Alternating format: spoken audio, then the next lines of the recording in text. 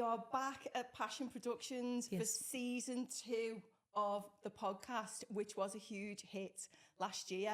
On the sofas with Kate. Hello. #RKate. Hi. And Helen. Hello. Back again. Good and to be Julia, back. And we're speaking for the Yoga Academy, and it's great to be back. Oh God, it's been a while, hasn't it? It's been a minute. It's been busy. I do believe you got through a whole school year, an academic school year, Kate, almost. I have educated the masses once more. Has it been a year? That's been Yeah, it was like September, wasn't it, last time? It's like a school year. School We'll year, call it like school a- year. A school year. And Helen, you've got yourself through a few teacher training courses since we last met. It's flew. Time is flew. Honestly, it just goes nowhere. It's flying by. Yeah, It's flying which is by. good. I've done a season in Goa, so there you go. So that's where we're at. Last time on the podcast, we were exploring the concept of the 21st century yogi. Yes, we were. We flash back to that. And we also defined yoga, I do believe. We did. And if we can just like summarize that by saying yoga is stopping your thoughts, it is the removal of the ego, and maybe we can say like the avoidance of that little voice in your head, which is sometimes really positive and your friend and reassuring and sending you in a positive direction. And then sometimes it's not, it's negative. It's full of self-doubt, self-criticism, fears, shame and whatnot. And it takes you in a negative direction. So if we're avoiding the ego, we're going to explore once more Patanjali's 8 limbs. And we're really delving into the first of the limbs, which is the Yamas. Yes. So just recap on what the Yamas are. We've got Ahimsa, which is don't be violent. Satya, be truthful, don't tell lies. Asteya, non-stealing. Brahmacharya, which is celibacy, and we'll call that moderation in this day and age. And the last one is aparigraha, which is non-attachment. And also my favourite to say. Also your favourite. Parigraha, yeah. Oh, your favourite to say? Yeah, favourite to say, yeah. All right, well, on that note, can I throw it out to you and ask, I'm going to start with Helen.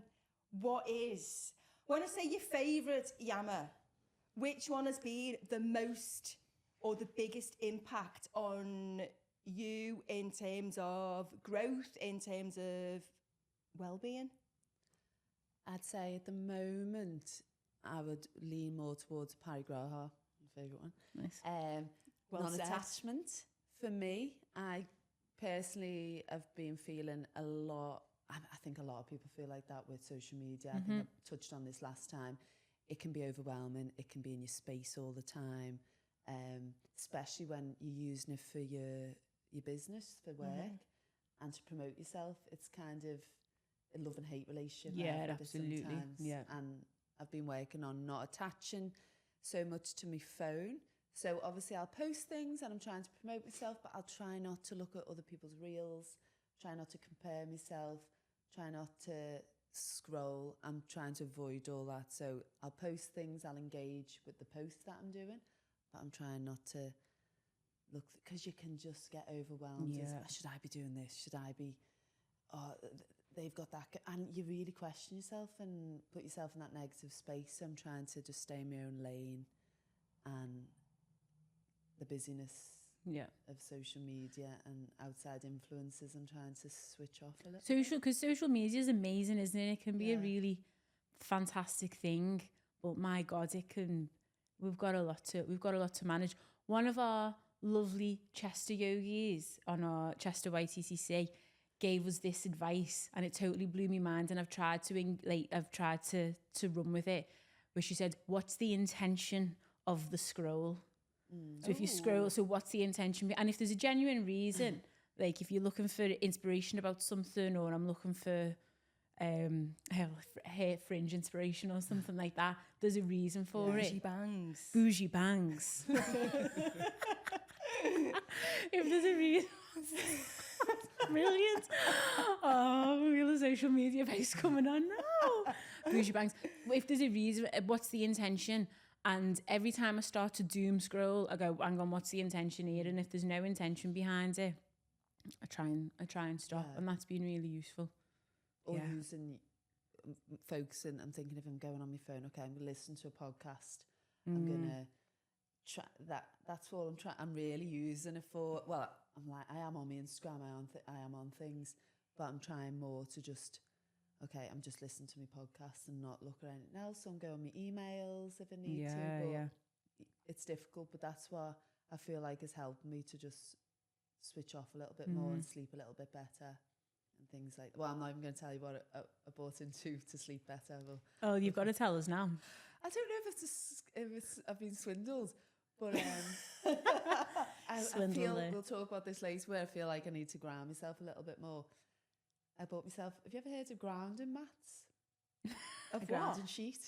Oh, is it plug weight? it to the earth. Oh, no. Yeah. No. But there's a That's big a movement total on it. QVC special, No, it's not. surely. There's a big movement on it. And I've had a few clients of mine mention it. And then another yoga teacher and said it's really good for inflammation and things. I mean, I have slept better.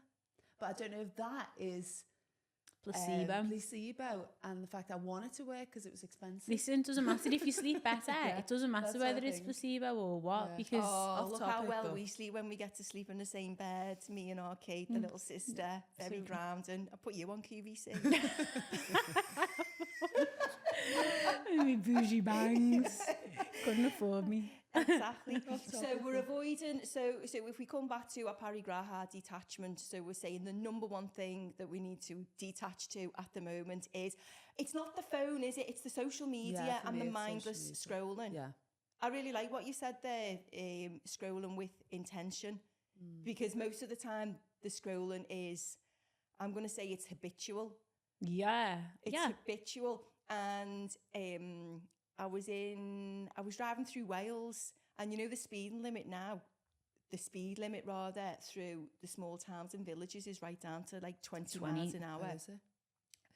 So when you're driving that slow, my intuition wants me to check the phone, and I do believe, Oh, wow. or I bet being on the phone in the cars, I bet you in Wales it's gone up because we've got no concentration these days. We're not very good at just like sitting still. Or what's wrong with just sitting behind the wheel, even if you are going at like 20 miles an hour? Public Safety Act, don't drive on your phones. Don't I be think on you your have to phones when you're question your driving, time kids. on your phone if you're thinking about 100%. using it when you're driving at 20 miles.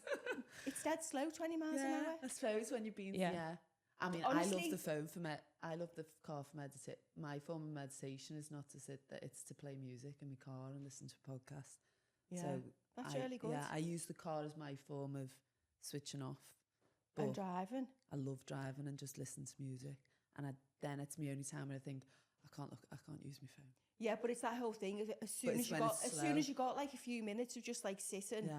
quietly, or whether you got to like queue for something in a shop, Oh God, yeah. you'll just get your phone out and check and have a little scroll. So that's what I'm saying. It's just that Yeah. like the absence of us being able to just like sit still And these just days be in and the- just be in the moment. in the moment. So be 20 miles an So, hour yeah. in the car, just like driving slowly instead you of all- thinking, really hard. oh, I'm going to check my phone now because this is too slow. I think that's because, I mean, we are busy Yeah. people.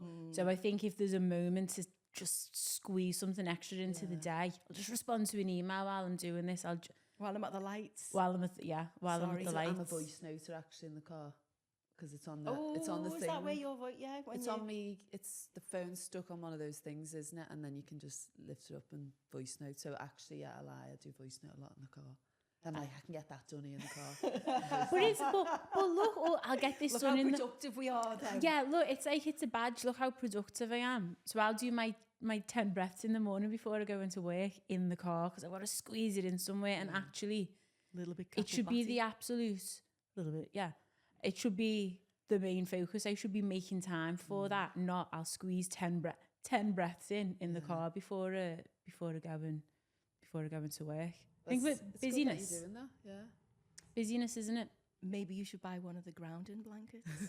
Sheet. Maybe. Oh, it's a sheet. Maybe I will. I think I'm pretty flipping grounded. I don't know many people who are more grounded than me, but I just it's Absolutely. busyness, isn't it? It's Yeah. and that's sort of that's a little bit of life. Anything else that we want to detach from? So we've said like we're detaching from the phone.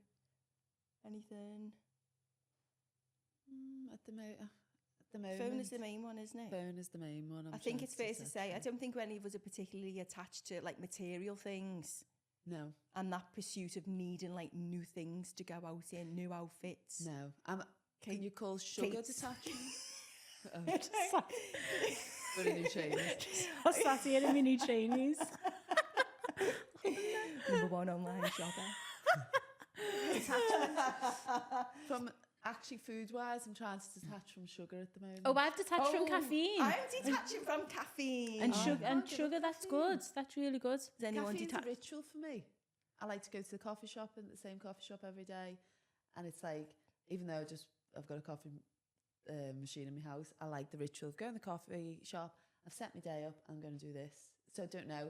If I cut that out, I've cut my little ritual out. There's no joy. Where's the joy? Yeah, because it used to I be love coffee caffeine. after class, whereas now sometimes it's coffee before, Yeah. just to make sure that you've got like the power for class Yeah. and then like go for coffee afterwards. Yeah, I'm trying to ease off the caffeine as well. Yeah. I feel like I don't drink as much anymore. Yeah, For you're me, good the there. caffeine's my little Drink, tool. drink, Mm. booze, drink. Yeah, I don't really drink anymore. So Mhm. the caffeine's the one. I'm trying to detach a little bit from like expectations that people have of me. Oh, nice. Look at this. Can you give us an example? Well, I can't. I think because I've recently, or earlier this year, turned 40. And I know. No way, Kate Gavin. I are you know, 40? thank you. How old does that make me? Well, and it's similar thing happens in my 30s where it was less people pleasing. And I think I'm going through like a similar sort of thing again. So I'm just a little bit less like the expectations that people have that I don't know, you're going to be like this when you meet your yoga practice is going to be like this, or certainly in work I have lots of like, oh, well, she's going to respond in this way, or people expect these things of me, and I'm trying to detach a little bit more from that and just be as I am. Like, people can take me as they find me, but also just detach a little bit from that, of those like expectations, because I think people expect a lot from us, and we then try and mold ourselves into, well, I'll do that for them, which again makes us busy, doesn't it? If I'm really like busy because I'm doing the things that I need to do, and also I'm trying to be what you want me to be. People please, yeah. And people please, I think. Yeah, I think there's a lot of to that. not do that though sometimes, and learn to say no a little bit more, and not just always being like, yeah, do that, and then you put too much in your diary and you're like, I'm knackered. Yeah. How am I actually going to achieve all of that? And then you burn yourself out. Yeah. So I think that's a case of a little bit when we're not old, but something I like being about in my late 30s and going towards 40 myself is not really giving a shit as much what people think. And Yeah, it takes a long absolutely. time to get there. I'm still working on it, but definitely feel more confident with that than I was in my crazy 20s. Yeah. I think that's a good thing. I think Yeah. everyone should Good. try and practice a little bit of that. Moving on. Kate, Okay. you have a favourite Yama? Again, something that's contributed towards well-being in the past like year or so? I do. I think I'm going to talk about, I don't want it to sound obvious, ahimsa a lot. And it's also probably one of my go-to yamas for class. But I think it's really important. So ahimsa is non-violence. ahimsa, non-violence, absolutely. So I think the idea of practice for me. So I've had a few injuries over like the last few years and whatever. And I think recognizing what's hurting and why I'm kind of still continuing to like do things that maybe aren't great for me or aren't great for my body. And then interestingly, when I was really quite injured last year, I kind of stopped doing everything, and that was just making the injury worse. So, does that make sense? Yeah, I think that makes sense. So actually leaning back into a practice that is good for my body. So it's really obvious, one of the things we say all the time, listen to your body, blah, blah, blah. But for me, I think looking at, right, that's not doing anything for me, so I'm going to pull back from it a little bit. The big example for me being back bends, and my absolute favourite, Rajkapatasana, right, all day. King pigeon. King pigeon. For the listeners at home. Or the viewers. Yeah. My absolute favourite. I absolutely love that. But it's not doing me any good. The posture where you This catch guy. your foot, you catch your foot over your head. Yeah, absolutely. So this guy. But I'm not, now what I've learned is, the reason why it's hurt me so much is because I'm not actually, I'm kind of relying too much on flexibility and not enough strength. So I'm not being, second Yama alert, truthful to myself. Oh, second Yama alert. Second Satya. So I think those two kinds of like come together for me. So what I realised was that I need to stop doing that because it's really hurting my body, and work on things that are a little bit more pull back, and like work on strengthening up like around my hips. So that sort of idea is been really central to me for the last 12 months, because I've been practicing with injuries and working with injuries for the last 12 months. But that's okay. And at first I thought I had to stop everything altogether, and I just ended up in a worse state. Yeah. So what I also like about ahimsa, non-violence, is this concept of sometimes we do need to also push a little bit. There's like a fine line and a fine balance, because I stopped everything and ended up in a way, in an attempt to look after my body, and ended up in a worse state. Yeah. And it took for me to sit down with a great physio to go, that's obviously not working. So what are we going to do? So I think there's a really fine balance there. I don't know if there's probably a word for it, but it's not a paradox. I don't know if that makes no sense. Cut that out.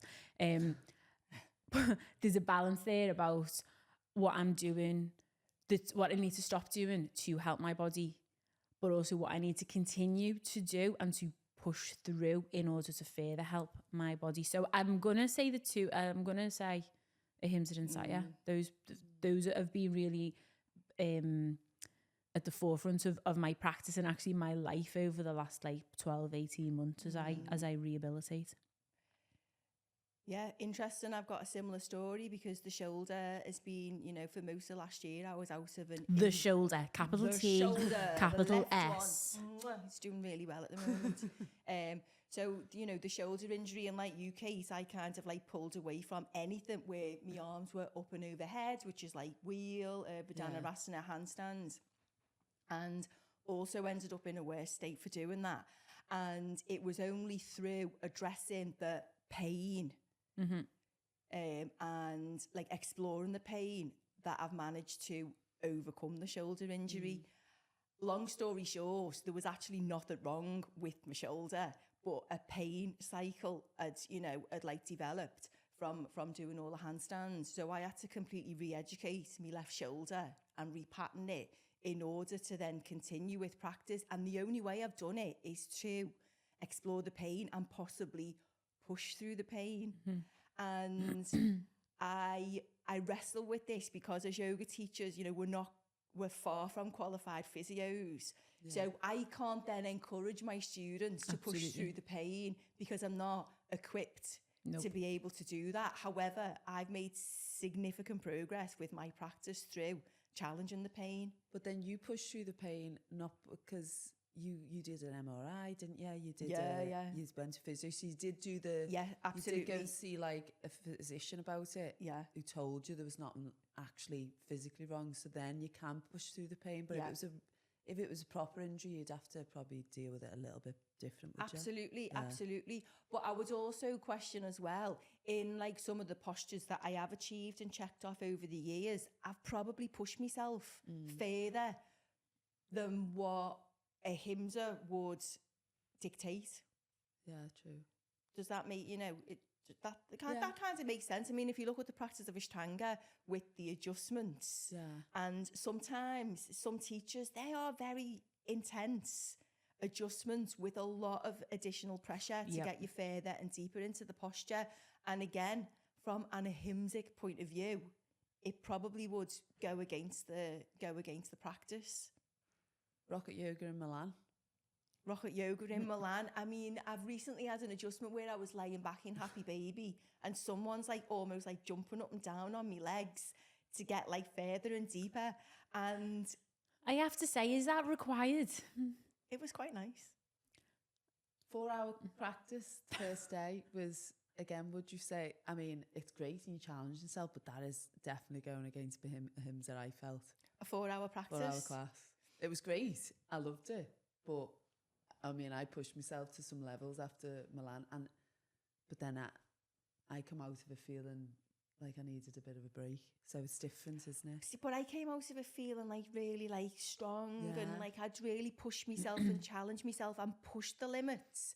And I think sometimes if you work within like the, can I say the ahimsic realms? Oh, hello.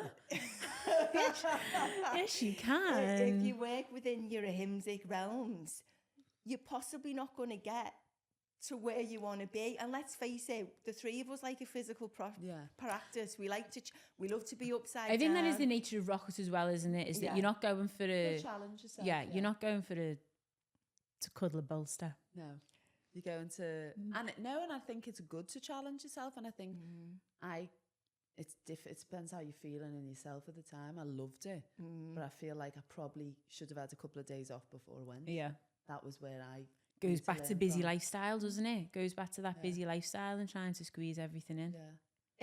Yeah, and possibly I got the most from the training because I actually put myself in training before I went to the, I went to the week's training. So I suppose that is within ahimsic realms because I'd prepared myself. I prepared my body. I didn't just arrive there with an expectation of my body to get through like that intense training. I'm still thinking about that Happy Baby adjustment. You're laying down on your back. Put your legs behind your head. Yeah, so Jess, she had 2 feet on my legs. So it's a leg beat. It's a leg beat. It's actually not as bad as what you're blinking at. That was a slow blink. It's not as bad as your slow blinking at. So there's a bit of weight on you and it's going to help you get your leg behind your head. I mean, if that's what you want to do. Someone wouldn't have done that adjustment on me because I'm nowhere near there. But you're close, you're there, aren't you? So it's just knowing who to adjust. I suppose. So where we are practicing Ashtanga, Patanjali Joyce's Ashtanga, who's trying to incorporate the 8 limbs from Patanjali. But the first limb, Ahimsa, in actual fact, the practice kind of goes against it. Controversial. I mean, if we lean into the ahimsic realms. Let's.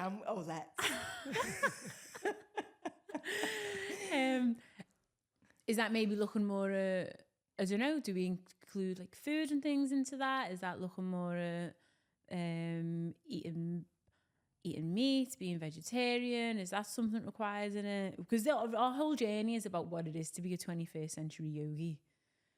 Does that come into ahimsa? And harming of animals. Well, eating animals. Hopefully no one's not harming animals. Let's not go down the vegetarianism No? route. Because I'm not a veg or a vegan. But I would be if I had a chef. I just haven't got time to prep for vegan food. But I like vegan food. Yeah, I wouldn't take much for me to convert to all day veganism. long if someone made it for me. It is. Oh, there's the whole milk thing going on there at the moment, isn't there? Like, I don't know where I'm up to with what milk I should be drinking. If anyone's out there with more milk advice, send it. If anyone's drawn conclusion on what milk we should be drinking at the moment, probably coconut milk, I think, is the... or I'm swaying towards no milk. I'm really trying to drink clear tea. I don't have milk in anything, though, only a coffee once a day. I don't drink milk. I don't have cereal, I have yogurt. Yeah, I suppose that's dairy anyway, yeah. I mean, minefield, really. I'm possibly going to go back to drinking regular milk. That's controversial, isn't it? Anyway, and then what about I think for me, in terms of dealing with ahimsa, it's more about dealing with like ahimsic mindset, like any like negativities, negative comments that I have to myself, maybe like the comparing. That's You've just touched interesting, on like comparing yourself to others from like a social media perspective. But you know, sometimes like the negative commentary that you have in your head, that's something to really work on. I think. I think for me, ahimsa, the practice for me of ahimsa is probably more from like a mental, emotional perspective rather than a physical. Yeah, Okay. I'd agree with that. I think it takes a lot every day to work. Well, everyone's different, but I feel like it's daily practice to work on myself to do that. Okay, because you can get taken away easier by the negative thoughts than your positive ones. A lot of the time, they're a little bit more loud. They take over the space in your mind. Yeah. And it's trying to be like, okay, say a few nice things or have a little mantra for yourself that I've wrote out for myself lately. So, yeah, okay. So what do you, if you're both saying that you have to work on the ahimsic mindset, what things do you do to do that? It's trying to, if I'm feeling down or I'm feeling fit or overwhelmed, come back to the breath, which I've been working on a little bit, come to the breath. But a lot of it is, I've wrote a little mantra down and try to repeat that to myself and not, or then I'll just busy myself if it's becoming overwhelming. I'll just go and clean up, I'll cook something, take myself out of it and then jump back into whatever I was doing. Otherwise, it can just run away with you. And then the day's gone, you spiral. So, I mean, it's a daily practice. Some days I spiral and most days I'm all right, but you're going to have those days. I mean, it depends what's going on in your life.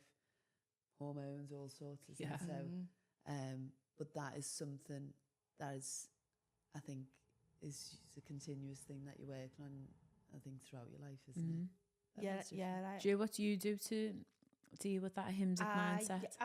As Helen's just said, rather than, so if I've got like a negative thought going on, rather than try and turn that into a positive, and what can I say? Oh, you're amazing. Rather than that, I will just deviate from the negative thought, which could be put myself on the mat. It could be go for a walk. It could be to phone a friend. Phoning a mate is like one of the best ways to like deviate your attention and to just like engage in something completely off topic. Yeah. So deviating rather than to, you know, and then I think that will bring about a positive mindset rather than me sitting there trying to change the negatives into positives. That would be my practice. I tell you what's interesting. So when we get the inquiries for the teacher training, and like the requirements to join teacher training is simply that you are not new to yoga and that you've got like a regular practice. That is open to interpretation, but you've got a regular practice. And the amount of people who phone up, and they might have been practicing for years, and the first thing they say is, I don't think I'm good enough to join the trainings. Yeah. So many say that when they come the first day. Yeah. I don't think or when you finish the training, you say, how do you feel? And they'll say at the start, I didn't feel ready. I was so nervous. Yeah. And actually, it was different to what I imagined. And then throughout the course, so on day one of the course, we always try and just alleviate stress and try and be as supportive to them as we possibly can, to say, there's no need to stress about it. You're here because you love yoga. Let that be the intention of the course. And like 3 or 4 weeks in, there's loads of stress. There's loads of anxiety about, having to teach courses.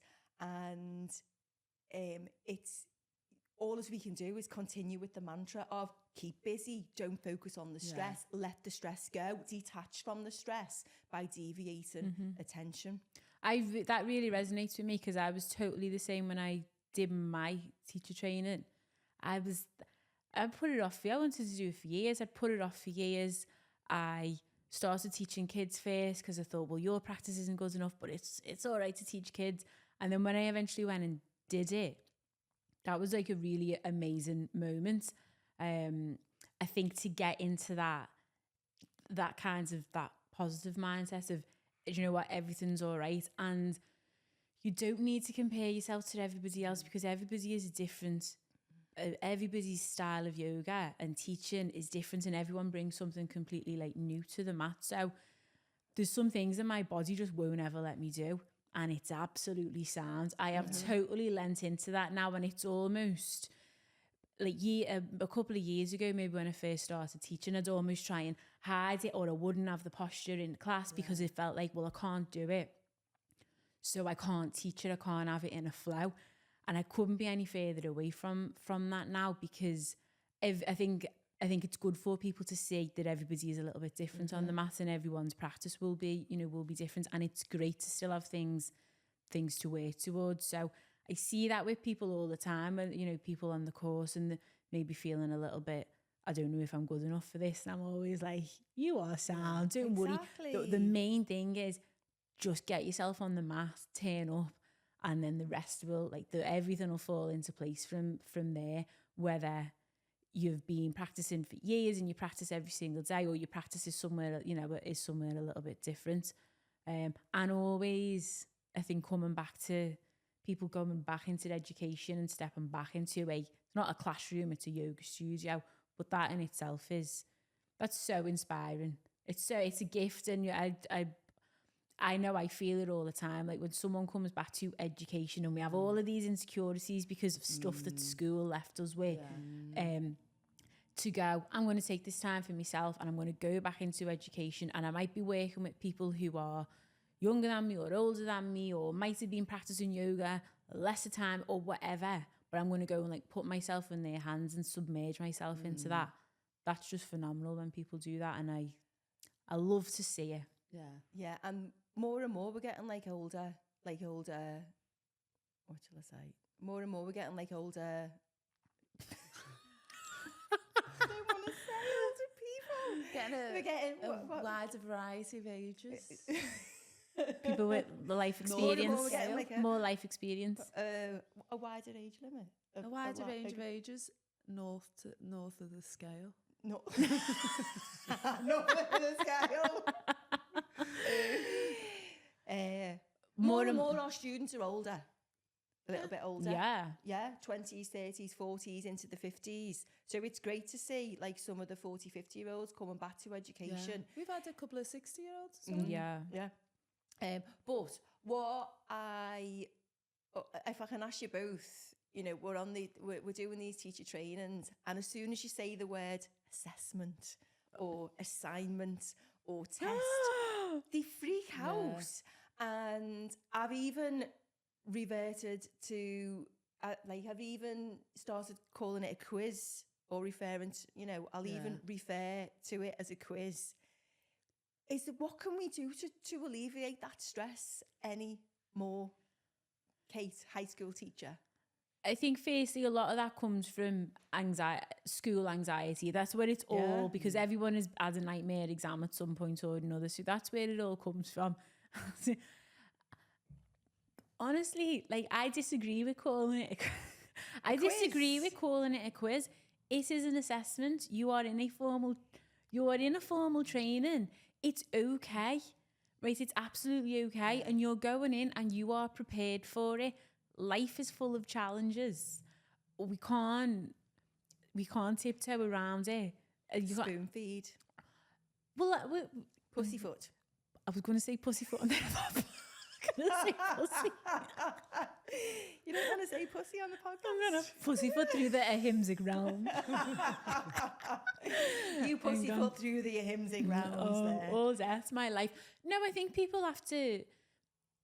There's things in life that are rubbish, or there's things that you might feel a little bit nervous about, but you know what? As soon as you do it, you are a far stronger person for doing it. Yeah. And the experience that you bring to it. Remember teaching your first yoga class? Oh, yeah. The nerves. Bottle it. After. Absolutely. Right, well, what are we going to do? It's nerve-wracking, but it's okay. It's okay for things to be nervous. It's okay if hearing the words assessment or exam takes you back to doing your GCSEs. That's all right, because it'll pass. So don't attach to the words. Yeah. It's simply a way of going, all right, where are we up to, and where do you go next? I think it's reiterating that, isn't it? When the ask is kind of, you get a practice run, and it's, if you don't get what you wanted, it's not like you're going to fail. You just shows you where you need to read up on it a little bit more. Absolutely. So and how many times do we have the conversation to say, it's for you to benchmark your progress. Like, we think you're amazing because we know that you've tried your very best, because you've taken time out, you've paid for your course. Like, we know that you're trying really hard. So for us, job done, you've done an amazing job. So they're the ones who are putting all the pressure on themselves. And it's that thing of self-doubt, and you know, all of us say those things about ourselves, and it's going back to that, would you say those negative, would you ever say that to your best friend, what you say to yourself? Actually, it's quite abusive, some of the things that you say to yourself, because you never say to say it to me, worst enemy. Imagine, some of the things I say to myself, I'm like, imagine saying that to your friend. So it's all that ties into it is, and that's what the course brings about. At the start, they feel like that, but at the end, you see such a shift in so many of the students, which is lovely. I've had students, and we've had students that we all know at the start so nervous, so shy, and at the end, like, blossom. And if anything, if they don't even want to teach after, the confidence has grown. They've met new people. They've shared experiences. So it's not always about the physical practice, as we always say anyway. So for me, I think that is the journey. I know you don't like that word journey sometimes. I love the word journey. Oh, That's the first time. That's the first J word we've had. Oh my God. I wondered who was going to say it. Alert. Journey.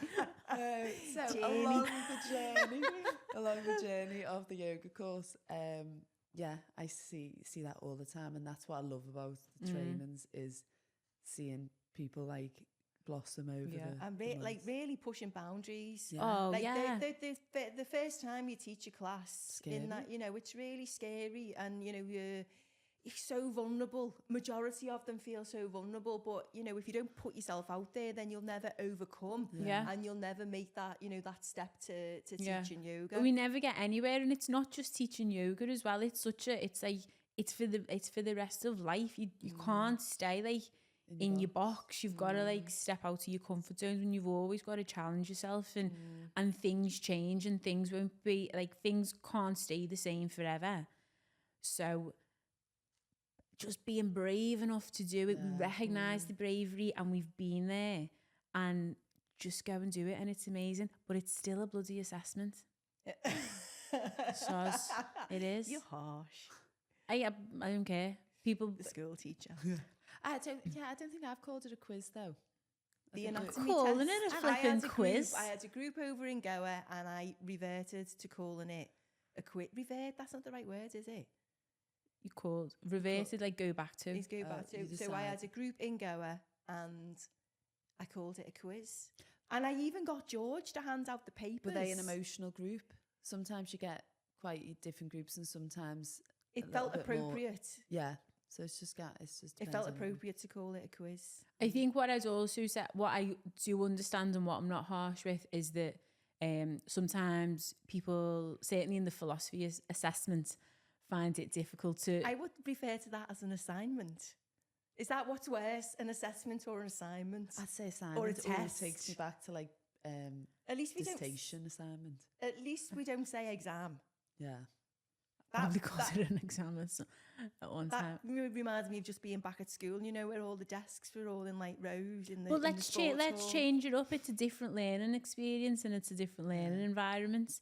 So Could I've we lost my call point it- now. What Could was- we call it the journey's finale? Don't swear. Sorry.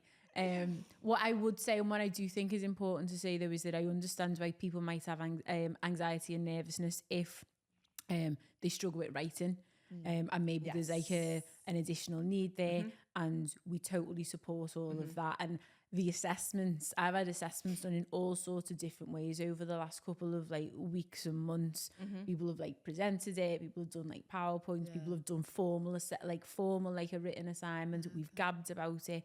So how it happens is like the list is endless. It doesn't have to be this sat down in a formal written way.